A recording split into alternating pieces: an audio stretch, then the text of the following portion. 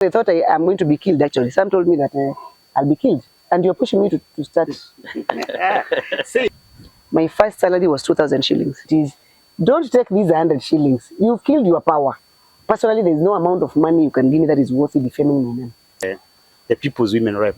Are we likely to see you on the ballot? My fight with the MP ballooned my name in a bigger way. Which came to Kitui from where they wanted to see this woman who can report an MP. I started doing contracts in 2013, and up to today I get loans. In simple terms, this issue, I had no issue with Mheshimiwa. I respect him. Even up to today, I respect him. Kazuri Annex, it's my dream now. This is Beyond Facts. Now is at the last session, it was on 12th, they mentioned. Yeah, my lawyer just wrote a letter yesterday and told me that they requested for outside court settlement. Of course, they requested. Just understand me. I know even after the issue, there are some people who are saying that I was given money. They were saying a lot of things. What I want to teach Kenyans is that your brand is better than money. Money cannot buy you. Personally, there is no amount of money you can give me that is worthy defaming my name. Yes. Yes. I'm a mother, I'm a daughter, I'm a sister to someone, and Auntie to someone. Auntie to someone. So that's my brand. So I don't think there is any amount of money that is worthy my name. That incident in Mulyungi town, did it in any way affect your business in Mulyungi? It grew bigger. It was a positive impact. It was a positive impact. Even in Kitui, I remember there are two buses which came to Kitui from where they wanted to see this woman who can report an MP. You know, our people are not that empowered. They don't know that leaders report to us. There is one thing I want to tell people. Be you an MCA, be you an MP, be you a governor, be you even a president, you are elected by the people to work for them. You are my employee. And I taught civic education for over 10 years, and I used to tell our communities, don't take these 100 shillings. You've killed your power. When you are given 50 shillings by someone who is aspiring, and you hit the 50, you are powerless. You can't question them. Yeah. This money, these projects which are being done, it's our money, it's our tax money. The CDF money, the county money. We are supposed to be questioning. I'm a contractor. I'm normally very comfortable when the community is questioning my project. Yeah. Yes. Minus politics, I'm supposed to respond. I even give them the BQs. Don't do a shoddy job because it's your people who are benefiting. Yeah. It's government money. Make sure whatever you do, it's not questionable. If there are issues, go back and correct. Yes, because we are human. There's a friend of mine who always tells me, we are human, Rhoda. We are prone to errors. But make sure that before you do the errors, you've done your level best. Yes. So in simple terms, this issue, I had no issue with Mheshimiwa. I respect him. Even up to today, I respect him. It was about what happened that day. And I had to make noise. Yes. I'm a human rights defender. So have you made I had to defend mine. Have you made a decision on the requests? No, I'm not supposed to make a decision. It is the lawyers to respond to. You know, it's a request which was made in court. Yeah, but the lawyers openly are acting on your behalf. behalf. So they're supposed to wait for an official request. That was not official. Oh. You're not going to court and saying we are requesting for this. It is not official. They're supposed to put it in writing. Then my lawyers are going to call me now. So they just notified me of what happened. Because the previous request was we merge the criminal evidence we have with the defamation. Yeah. And you have not consulted your lawyers on what decision to take once they request? No. We've not consulted. We are supposed to sit down. Let them write an official letter. So, Madam Rhoda, having run your businesses for a very long time, successfully, are there any challenges which are directed to the fact that you are a woman? Yeah. They are there. Like I put it, basically, I don't like crying loud, but as a woman, when you are aggressive, you are taken very negative, even by our fellow women. Yes. They'll brand you things. What I can advise anyone, if you are starting a business and you want to work, don't listen to anyone. Negativity, avoid it. You just do it, you fail. I don't believe in failing. Everything happens for a reason. It's a lesson learned. Yeah. You start a business, it fails, you've learned something. I can assure you, by the time you start the other one, you'll be knowing where you failed. So the second one, even if it fails, do it the third time. Be resilient. Don't rush to give up.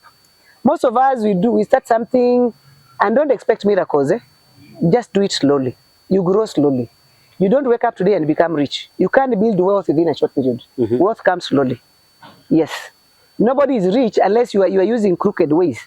You can't be. Up to today, I started doing contracts in 2013, and up to today I get loans. Because the profit I get is not sustainable to develop myself and yes. So every time I always have loans in my circles and with banks. And as I've told you, the secret is pay back the loans. So don't give up easily, even if you're a woman, even if you're, and I want to encourage the youth.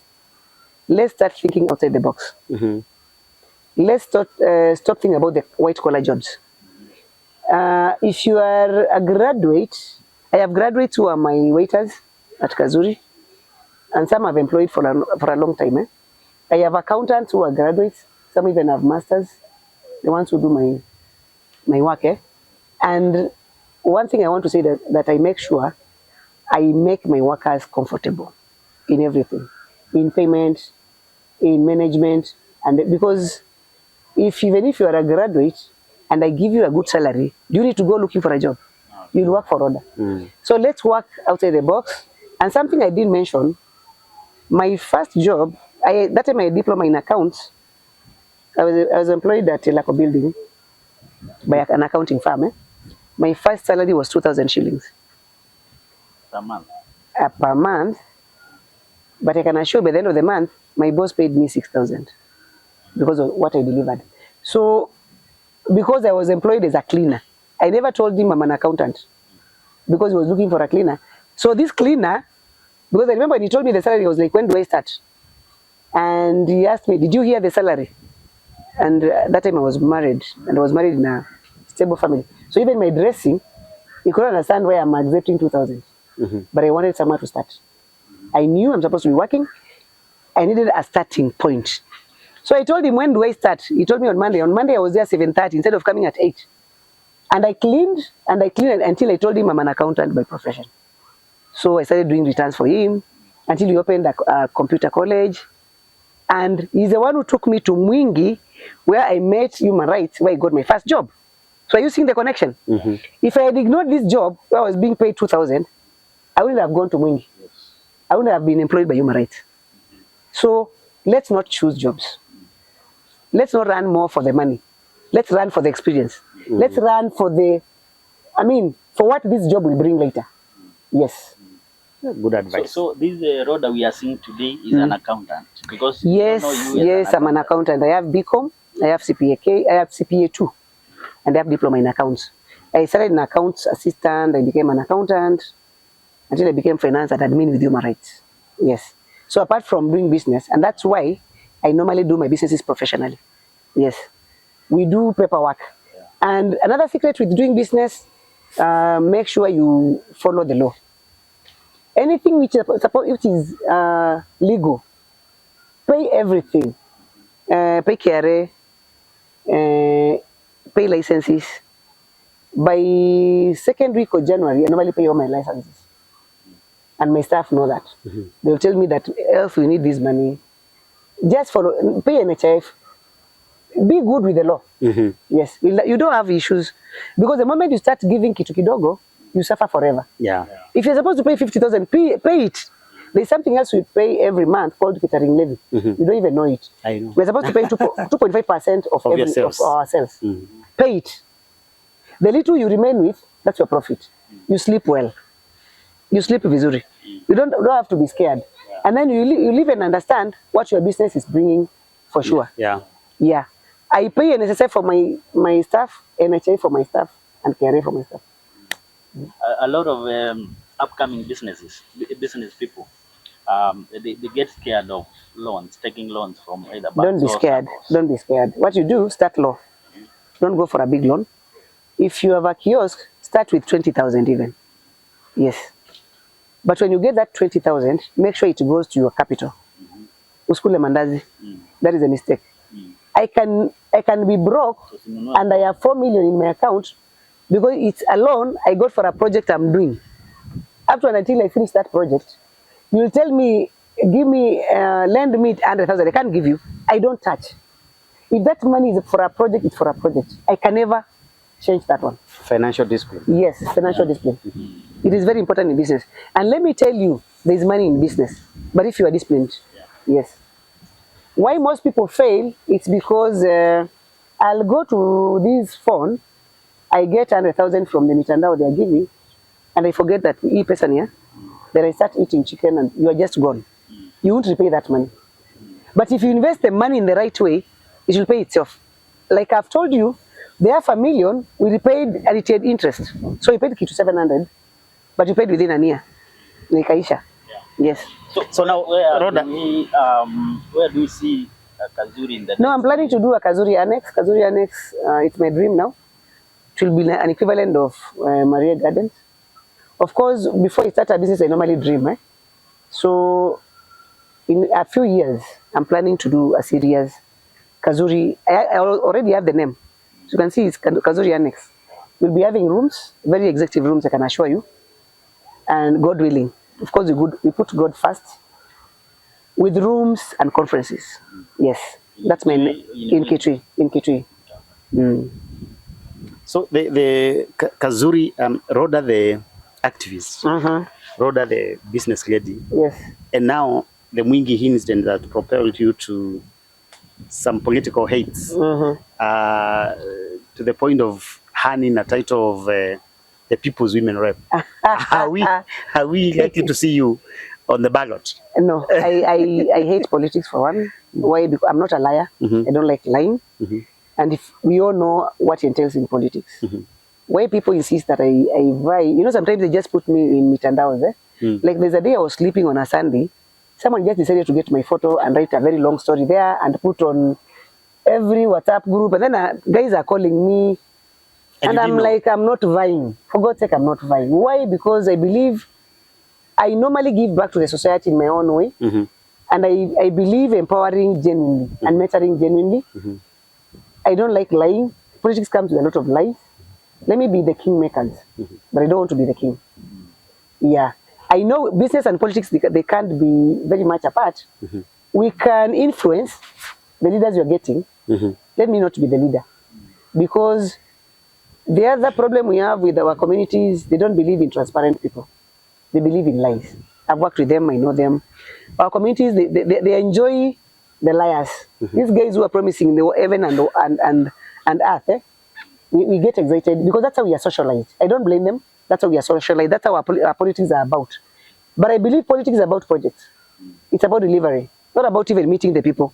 I don't have to come to the ground and meet you. If you meet my projects, that is me. Yes. So I'm not planning to vie, and this one is loud and clear. I'm not a politician. Have you ever had an opportunity or a chance to be invited to serve in government, whether county or national? Yeah, of course, but from a low profile. You don't have to give details? No, I don't want to give details. Not even once, not even twice. And now our last question is, we know you've done a lot of work in networking with many other people. Do you also involve yourself in charity work? Yes, of course. Like now in 2023, actually I should mention that one. Sometimes, you know, when you work with the communities, you become them. In 2023, there's a friend of mine who called me. There was a lot of anger. I know whether you saw that in social media. There was drought, and our people were really suffering. So a lady friend of mine told me, Rhoda, I'm thinking of opening a WhatsApp group. We fundraise for some food. We give our communities. I love those people, those things. So I was like, yes, we can do that. So I opened a WhatsApp group. Who are my target group? Like the way I'm telling you, before you do something, you have to know the target group. Let me tell you, I saw miracles. So I started with my family, my siblings, and then my friends, and then the business community. I never involved politicians for my own reasons. I just wanted this thing to be really charity. I was surprised. Someone was giving me food worthy 400,000. Yes, one person. An individual? SA Tide. Ali gave me food worthy And then the condition was very, very simple. You are the one to distribute this food. So we Sunka Radwe, Aziz produced all the vehicles we were using to distribute the food. Then the business community, all the guys there, senior kijana in Mulyungi, they gave me food. Senior kijana, the wholesales we have, the biashara wholesale, they gave me food worth 200,000. And then I was using the administration, the DCCs. So they gave me a list. I told them I want a list of the most needy, because they normally have all these data, the most needy. And then I mobilized my friends. We were the ones who are distributing. I can share the photos if you want. We were the ones who distributed that food. But let me tell you, I remember at some point I could cry. We have needy people in this county. I remember one day when we went to Maduke, we were targeting around, we were giving them 5 kgs of beans, 10 kgs of rice, and maize meal. We were trying to target the food stuff we normally use in Lukambani. There are places, and our communities are very organized. We will read the list of the beneficiaries. The chiefs were the ones mobilizing, but we were the ones who were giving out. We had packaged them. So we would read the names, and I would ask, the first question I would ask them, are those legit? You know, we could mobilize 400, they come maybe 600. And the community will say, we are okay with those ones. We are very okay with those ones. I remember there's a day we went to Maduke, and we were trying to give out food. Maduke is in Mulyungi East. Yes, Mulyungi East. Came a lady. She had some orphans from her kids, 6 of them. They had stayed for 3 days without eating. Then she came late when we were almost finishing. The community contributed from the rations we had given them. They contributed for this mama. I had to chip down in my pocket. I added 1,000 from my pocket. And that is why I said, I wish our leaders could see our people in a different perspective. And that is why, Kitavi, I don't want to be a politician. Because, and before I gave them the food, what we used to tell them is that I don't want any seat. I have mobilized from so and so, I had a list. They are the ones who contributed this food. I'll never come back asking for a seat, for a position. I've just looked for those who are more advantaged to share with the less disadvantaged. Yes. So, and I have a few kids I pay school fees for. I have... Including the 2... Yes, those 2, one of them has finished campus. She graduated in December. The 2 adopted. The 2 adopted. One of them is the age mate of my second born. Yes. Then the other one is doing engineering in Tuk. I took him when he was in Form 1, Nguni Secondary. So I even took him to Tuk. He's doing civil engineering. He's finishing in June. So, and then I have other kids I pay. I believe in the best empowerment you can do to the community is education. So I have several kids. And what I would advise, if you want to help sincerely, don't announce it. You don't have to go to the community and say that I'm the one who educates this kid. I remember the one who is in Tuk, the relatives came looking for me when he was in first year campus. And I took him when he was in Form 1, Nguni Secondary. The teacher is the one who introduced me to the needy boy. And he became my son in the process. And the family was, surprised. Who is this person who pays school fees? We don't even know her. Blah, blah. Then when they came looking for me, I told them my issue is just to help. I don't need anything from you. You don't even need to announce anywhere. I just want to give someone a life somewhere. And one day, he or she will help someone else. That is the best way you can give back to the society. I don't have to come and give money and announce to the social media. And I do photos and I announce. No. Let me educate someone somewhere who will sit down and say that there's a stranger somewhere who paid for my education. Yes. So Madam Rhoda, from where you sit, and of course taking into account your background in human rights, why do you think politicians are not genuine in addressing these societal problems? They are not genuine because they are not sincere even with themselves. There's something I always say, like now MCAs, they don't have a budget. But they don't know how to tell the community that we can't do this. That our salary is kidogo. That yes, we are politicians, but we earn very little. And because if you tell them that, they won't understand, that's how we are socialized. The politicians also suffer. And I know it. They suffer. That is why when you are an MP, you use the CDF to give these people because you have no choice. I wish we could empower our people to an extent where they'll understand that CDF is their money. I don't have to go and give a check of 100,000 in a fundraising and announce it. No. Let me go do a proper planning and bring this money in form of projects and let these people launch the projects. Actually, like when we were doing civic education and we wanted to employ facilitators, it was very simple. And let me tell you, our leaders, like the chiefs, the ward admins, the village admins, they understand our communities. They know even the one who steals chicken in the village. They know the one who steals goats in the village. They know our people. So we will tell our chiefs to organize a forum. Then from that forum, we will go as you married and say we want to employ 2 kids, very needy. The ones who finished from 4 this year. We want to facilitate that from. And a lady will wake up and say, I propose mtoto wa fulani. Why? Because they know fulani is very needy. If your leaders could be that transparent, the community will understand. But now, because that's how it has been happening, and we can't change the narrative, they don't know that CDF is their money. You know that county project, but if you go to Makueni, it's a bit different. People are empowered there. We have PMC, which is very, and they understand even the project. I have projects in Makueni and I can assure you, you have to work with the PMC. And they understand even the BQs. Yeah. So the Kuzungumkuti is let's empower people. Let the government invest in civic education. Let the people understand where they come in terms of doing projects, running projects. And they should stop asking for handouts. Because if you wake up in the morning and you visit an MCA and you want school fees, MCA doesn't even have bursaries. MCA doesn't even have any kitty to operate. Where do you expect them to get money? And they know if they don't look for money and give you, they're going to fail. So they lose all ways necessary to get money.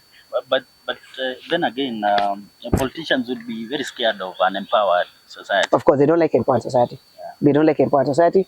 They don't like, you know, when you're empowered, nobody can. And that's why I went to court. It's because I'm empowered, to be very sincere. And they would have kept quiet. Yeah. They would have kept quiet. I never cared whether you are judging me or what, because I'm empowered, I went to court. To some people, they thought I'm going to be killed, actually. Some told me that I'll be killed. I told them I'll die just once. I'll never die twice. Whoever wants to kill me can kill me. Yeah. They said they'll ban my business. I told them, ban them, they're insured. Yes. So, people thought I have a lot of, I don't have money, Kitani. I'm just an hustler.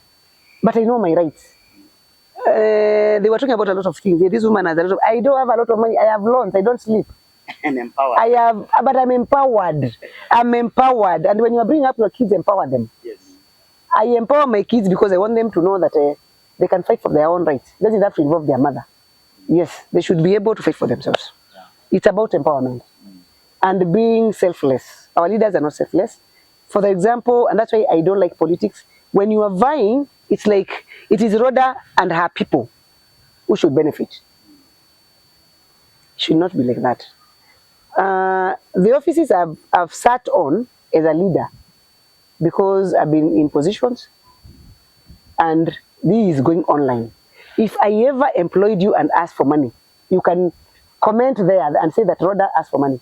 I was employing in human rights, and I don't believe in employing relatives. I can employ a relative who meets the criteria. If you win competitively. But we used to advertise and we employ. I'm a board member of Kemwasco. We employed top management the other day. You can ask them, and I always tell them, whatever we did to you, make sure you replicate somewhere else. Employ without expecting anything. Don't ask for money to employ. Yeah. So now, how do you marry? Again, that's a little bit different. How do you marry politics and business? I know all these candidates who are running for various positions, governor, senator, most of them are your friends. And you must have your whole I know all of them. Preference. You get a case whereby 2-3 candidates running for the same seats believe that they have your back? Definitely.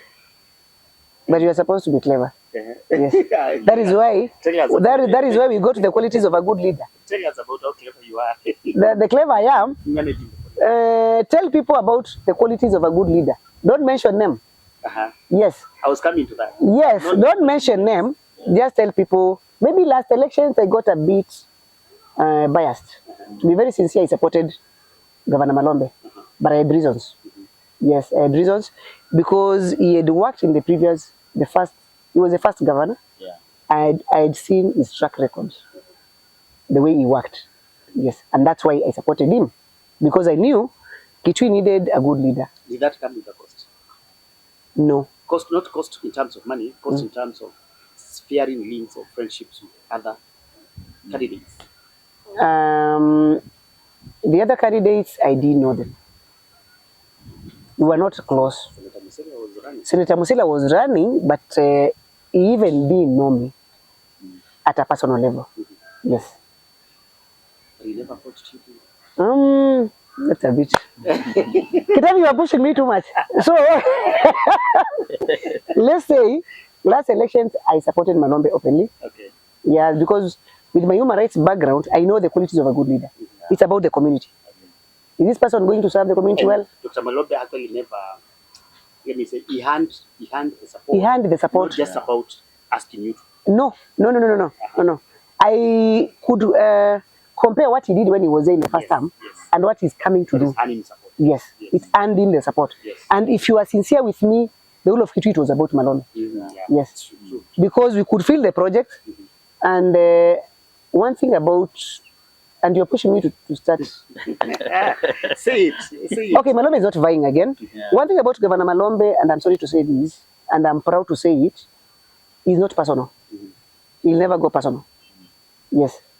He doesn't micromanage. Can I say that? I think he's not petty. He doesn't micromanage. He will never. There are governors in this country now, who even follow up those who are doing the queues. Yeah. I understand. They even call engineers. So, and even when we are doing civic education, we tell people these are the qualities of a good leader. One, selfless, transparent, accountable to the people. You know, we are human. You'll have some mistakes here and there, but we consider the majority of the weaknesses you're having. You'll never get an angel. God created us as human beings. So we are prone to mistakes. We'll make mistakes here and there, but we also compare with the good things. Yeah.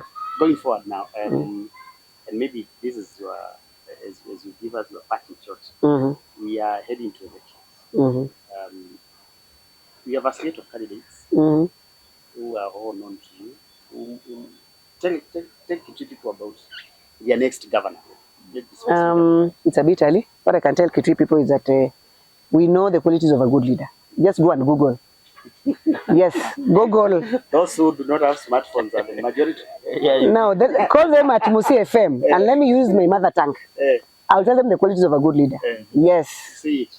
Yeah, one, you should be transparent and accountable. In your mother tongue. Dignity. Credible. Yeah, credibility. We know these things. You don't even need to read them. A good leader, you don't need to be told he's a good leader. Let's forget about getting the peanuts. Let's elect a good leader. Okay.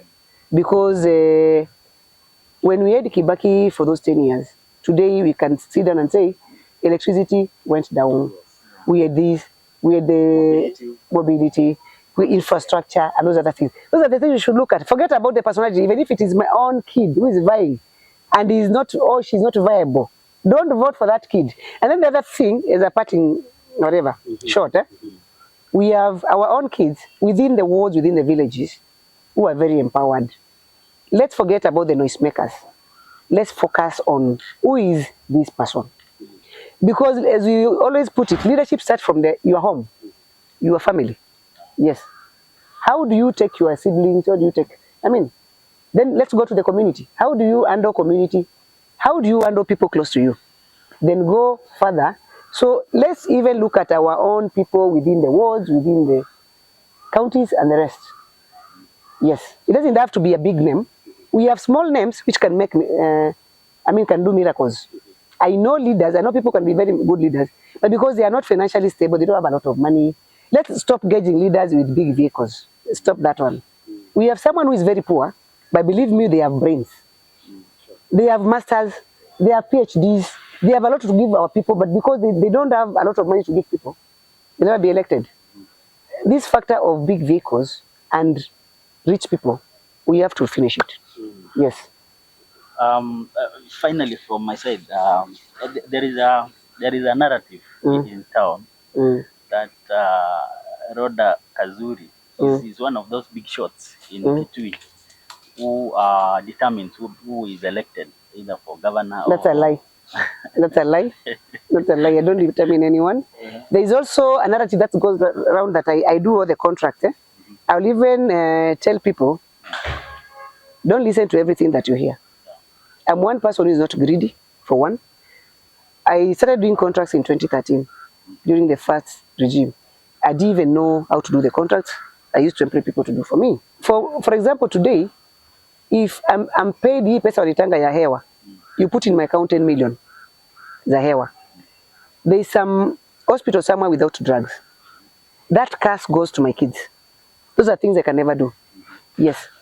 I believe in practicing what I preach. I preach integrity.